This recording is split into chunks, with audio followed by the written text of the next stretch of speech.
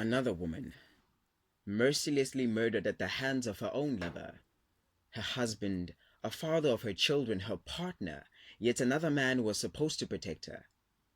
When women say men are trash, I fully understand, because when the rest of us remain silent while these monsters run rampant, the acts of a few speak for all of us.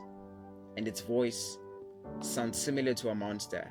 It sounds like the voice of a rapist. It sounds like the voice of a killer. To the ears of the abused, it sounds like the voice of the abuser.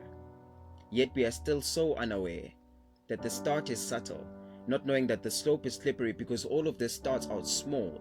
Maybe catcalling, a random woman walking down the street calling her beautiful. When she rejects your fickle chivalry, you flip on the monster switch and call her ugly. 2 months later, we read an article of how you broke into a house of security, crept your way into her clean, unsuspecting sheets, forcefully entering the gates of her beauty, her pride and innocence, just so you can satisfy the needs of the selfish beast you call a man.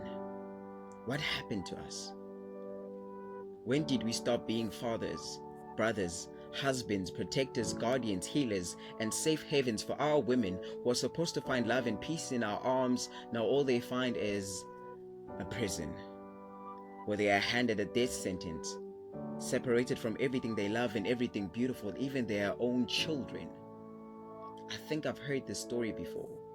The title of this horror movie seems so familiar. Now I remember. It's on every newspaper, every news headlines, just different characters and different faces, but the same plot lines, the same script, and it reads as follows. Another woman dies at the hands of a man. So you can just sit there and say nonsense like not all of us are killers, when it was in fact your friend on the front page, and you think of how all the signs were there. First there was the comment he made about how he disciplines his woman with his fists, and then the incident you witnessed, and all you could say was that it was none of your business. Fellas, let me tell you something.